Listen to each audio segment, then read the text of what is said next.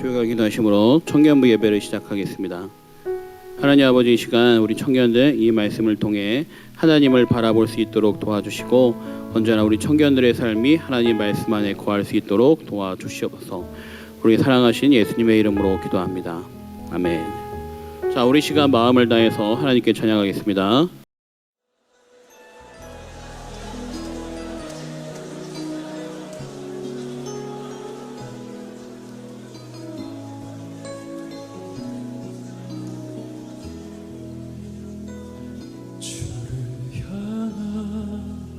나의 사랑 주께 고백하게 하소서. 아름다운 주의 그늘 아래 살며 주를 보게 하소서. 주님의 말씀 선포될 때에 땅과 하늘 진동하리니 나의 사랑 고백하리라. 나의 구주 나의 친구 주를 향한 나의 사랑을 주께 고백하게 하소서. 아름다운 주의 그늘 아래 살며 주를 보게 하소서. 주님의 말씀 선포될 때에 땅과 하늘 진동하리니 나의 사랑 고백하리라. 나의 구주 나의 친구 부드러운 주의 손삭이 나의 이름을 부르시네. 주의 능력 주의 영광을 보이사 성령을 부르소서. 내 마른 곳 거룩해지도록 내가 주를 찾게 하소서. 내 모든 것 주께 드리리. 나의 구주 나의 자, 오늘의 말씀은 디모데후서 2장 15절 말씀입니다. 우리 화면에 있는 말씀을 함께 읽겠습니다. 너는 진리의 말씀을 옳게 분별하며 부끄러울 것이 없는 일꾼으로 인정된 자로 자신을 하나님 앞에 드리기를 힘쓰라. 아멘. 여러분, 요즘 올림픽이 한참 진행되고 있습니다. 여러분, 올림픽 보면서 참 마음에 감동들이 많이 되는데 여러분들은 이 올림픽 보면서 어떤 선수가 가장 기억에 남습니까? 저는 여자 배구 경기 선수 중에 김연경 선수가 참 머리에 남습니다. 그 김연경 선수가 실수하는 그 후배들이나 친구들에게 괜찮아라고 소리치고, 자, 우리 할 수 있어, 끝까지 해보자, 이렇게 다독이면서 선수들을 인도하며 경기를 이끌어가는 모습을 보면서 참 마음에 감동이 됐습니다. 여러분, 저만이 아니라 많은 사람들이 김연경 선수가 최고의 선수라고 인정하고 그를 높이 칭찬하고 있습니다. 사람들에게 칭찬받는 선수, 사람들에게 인정받는 선수, 어쩌면 그 인정과 칭찬과 기쁨, 격려가 그 선수에게 더 큰 힘이 될 줄 믿어요. 여러분, 많은 사람들이 자신이 인정받는다는 거에 대해서 얼마나 갈급하고 있는지 모릅니다. 우리나라 최고 기업 코칭 전문가 최치영 박사에 따르면 회사에서 근무하는 관리직이나 그다음에 직원들, 고위직이나 밑에 있는 사람들이 어떤 일에 가장 스트레스를 받느냐, 그것을 조사해 보니까 1위가 무엇이냐면 내가 인정받고 있는지에 대한 두려움이 가장 크다라고 했어요. 위에 있는 고위직에 있는 사람들은 밑에 있는 사람들이 나를 인정해주고 있을까? 그리고 밑에서 일하는 사람들은 위에 있는 고위직 관리직들이 나를 정말 인정해주는 사원일까? 이거에 대한 두려움이 많이 있다고 하더라고요. 그러므로 높은 사람, 낮은 사람 상관없이 가장 중요한 것은 무엇이냐? 사람들에게 인정받는 것이죠. 여러분, 그러나 우리에게 더 중요한 것이 있는데 과연 하나님이 우리를 인정하실까? 이 질문이 어떻게 보면 하나님을 믿는 하나님의 백성들에게 가장 중요한 질문이 될 겁니다. 여러분 어떻게 생각하십니까? 여러분은 하나님이 인정하는 사람일까요? 자, 여러분, 오늘 본문은 디모데 후서입니다. 여러분 잘 알듯이 이 디모데는 바울이 인정했던 하나님의 귀한 일꾼이었습니다.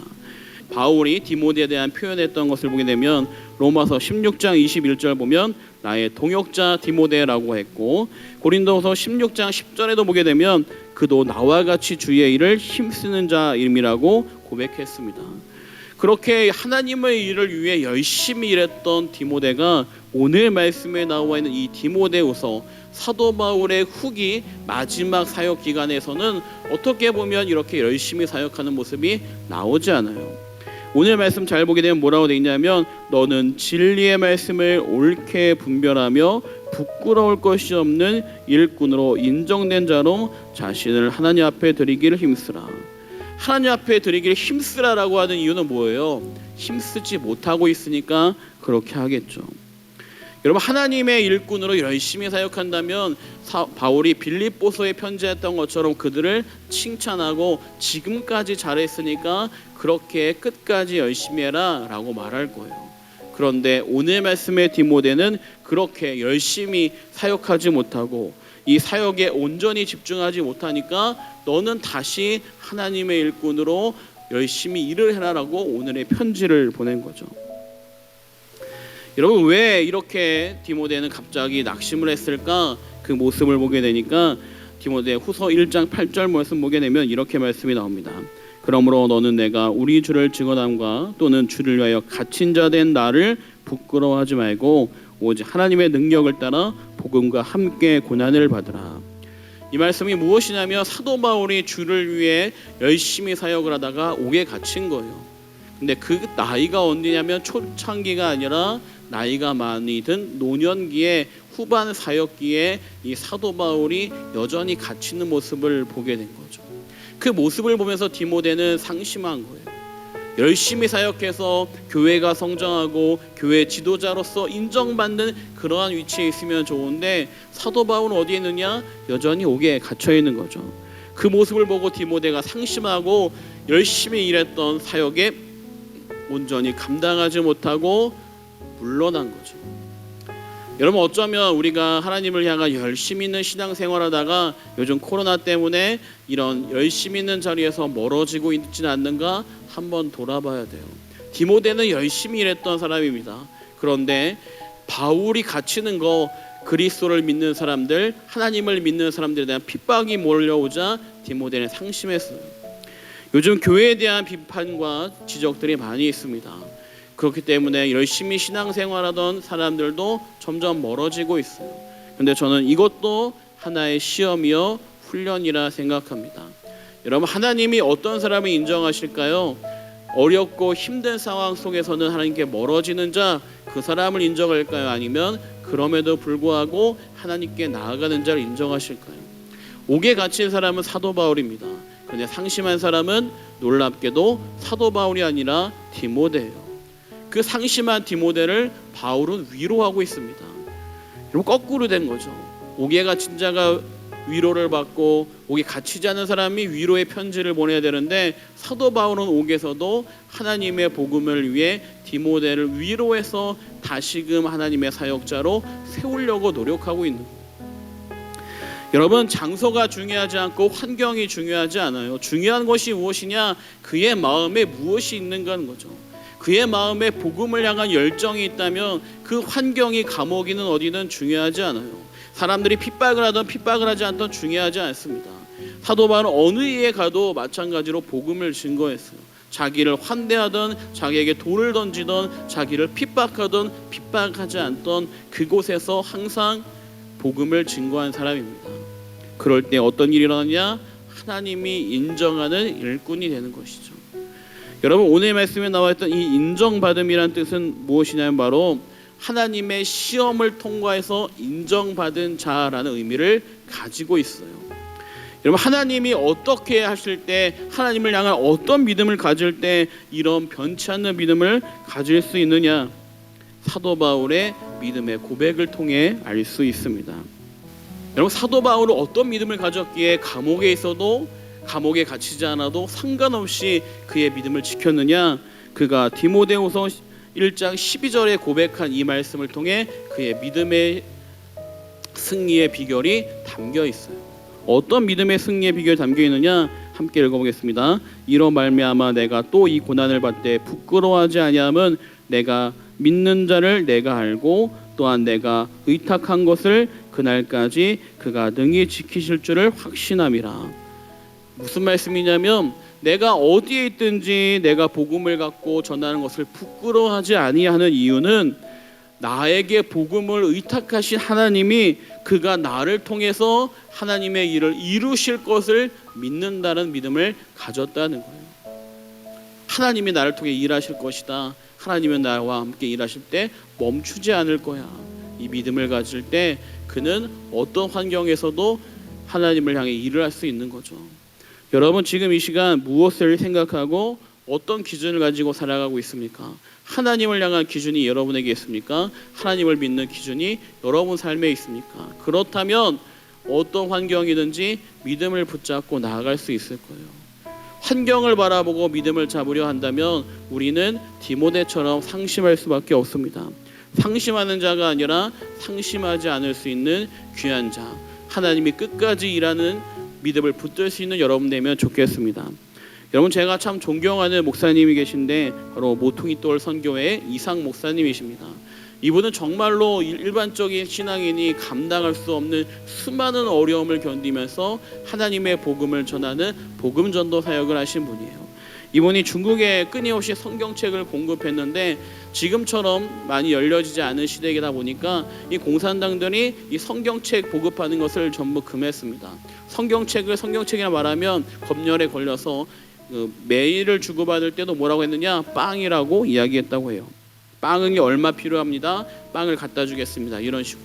그렇게 성경책을 공급하던 어느 날 중국 호텔에 있는데 갑자기 공산당 당원들이 들이닥친 거예요. 목사님을 붙잡아 갔습니다. 그리고 그에게 물어보는 거예요. 도대체 얼마나 많은 성경책을 납품했습니까? 그러니까 실제로 고백하니까 이 공산당들이 너무나 놀라면서 그렇게 쓰면 자기들이 위험하니까 10분의 1만 적으라고 했다고 해요. 10분의 1을 적었다고 합니다. 이젠 집에 가겠지 하는 마음으로 적었는데 그것으로 끝난 것이 아니라 그부터 일주일 동안 이 목사님을 고문하기 시작하는 거예요. 여러분, 처음에 했던 고문이 무엇이냐면 바로 여러분 아마 한 번씩 봤을 텐데 물고문을 하기 시작하는 거예요. 물을 집어넣었다 뺐다 집어넣었다 뺐다. 온몸에 힘이 빠지고 물 때문에 막 죽을 것 같은 고통이 밀려오는데 그럼에도 불구하고 참은 거예요. 그리고 다시 고문을 하기 시작하는데 무엇이냐면 전기 고문을 하는 겁니다. 온몸이 젖어 있는 상황에 전기를 하니까 온몸이 전기가 오죠. 이분이 기억력이 얼마나 좋았냐면 전화번호를 한 몇백 개씩 외우던 분이었는데 이렇게 전기 고문을 하다 보니까 기억이 점점 사라지더래요. 그리고 마지막에 한 고문이 무엇이냐? 냉동 창고에서 아주 추운 낮은 온도에 놓고 먹을 것도 주지 않고 가둬두는 거예요. 그러니까 어떻게 했느냐? 이분이 자기 오줌을 다시 먹으면서 그렇게 버텼다고 해요. 여러분, 그러다가 이제 이분을 데리고 다시 호텔에다 데려다 주었습니다. 그런데 그 공산당원 한 명이 이렇게 얘기했다고 합니다. 아니, 왜 이렇게 심한 고문을 당하는데 당신은 한 번도 욕을 하지 않고 그렇게 원망하지 않습니까? 당신 혹시 목사님입니까? 이렇게 물은 거예요. 그러자 이 목사님이 그분에게 아무 대답도 하지 않았대요. 힘도 없으니까. 그리고 그렇게 아무리 기억을 해도 자기 집 전화번호가 기억이 안 나더래요.